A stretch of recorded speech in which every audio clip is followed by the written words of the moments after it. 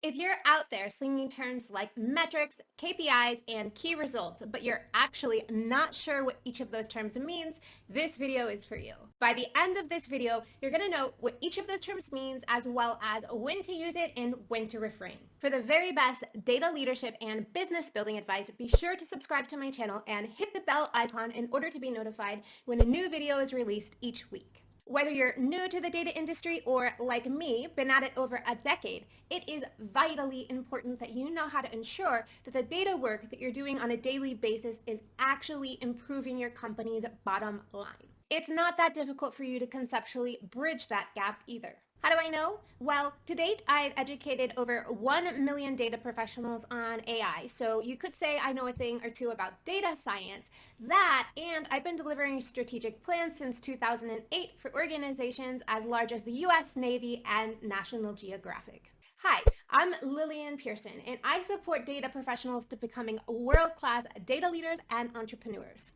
Okay, let's get on to speaking about metrics, KPIs, and key results. According to Oxford, a metric is simply a system or standard for measurement. Now, a metric can be defined by one or more measures. Essentially, this is a communication tool where we're all agreeing upon the same standard.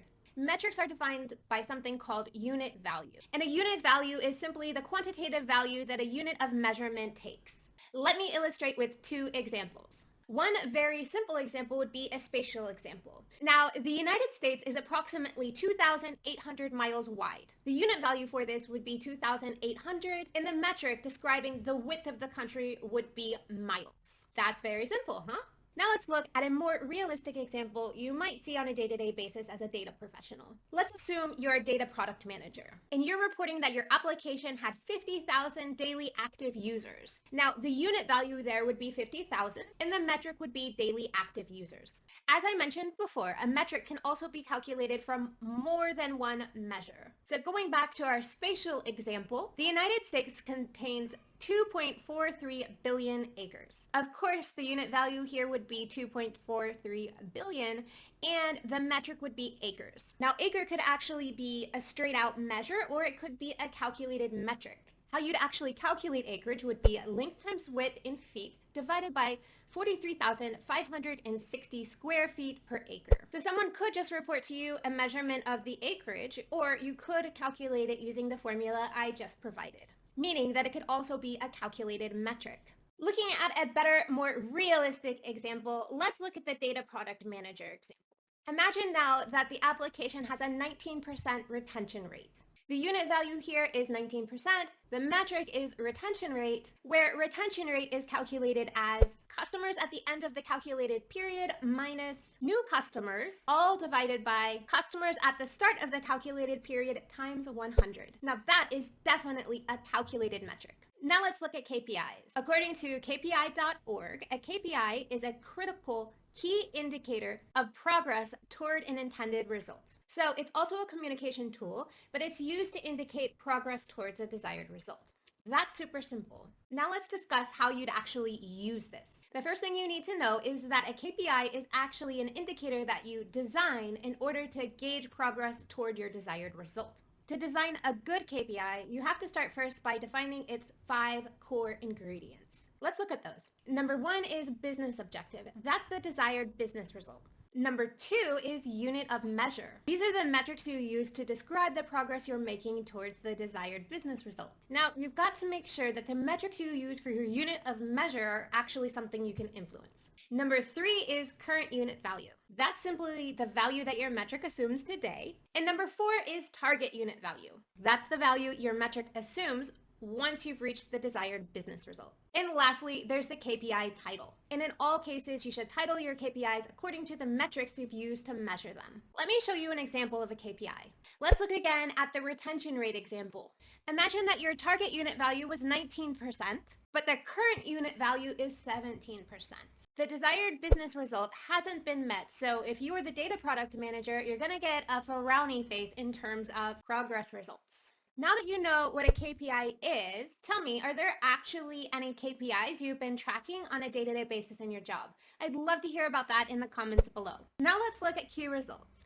Key results are very similar to KPIs except for one fundamental difference. That's the start unit value. Let's use the KPI discussion to illustrate the difference. With a key result, of course, you would have a business objective, which is, of course, the desired business result, and you'll have the unit of measure, which is the metric you use to describe progress towards the desired business result. Now, instead of using the current unit value, you replace that with the starting unit value. Starting unit value is the value your metric assumes at the start time of the period where you start taking actions towards reaching your desired business result. With key results, there'll also be a target unit value, which is the value of the metric when you've reached your desired business objectives. And the title is a little bit different in key results than in KPIs as well, where a key results title describes the entire transformation you're trying to achieve for the business. Let me show you an example of key result. We'll use our retention rate example again, and in this case, we'll say our start value is 15% and our target value is 19%. So in this case, the key result title would be increase retention rate from 15% to 19%. That's a mouthful. So all of this talk about key results, KPIs, and metrics becomes really important when you're trying to build and maintain a data strategy. If you're interested in learning more about how to do that, I've created a video on how to create an evergreen analytics strategy framework. I'll put a link to that in the description below if you'd like to check it out. Now, I want to end this video simply by summarizing the difference between metric, key result, and KPI.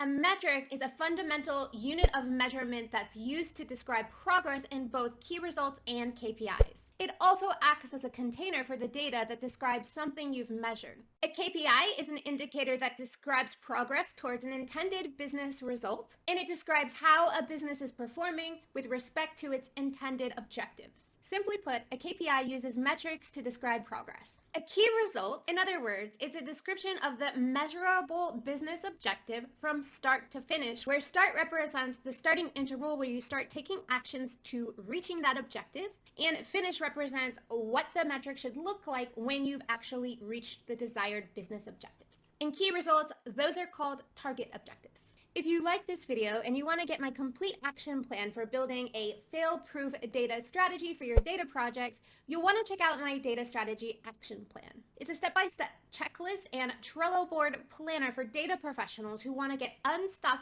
and up-leveled into their next promotion by building a fail-proof data strategy for their data projects.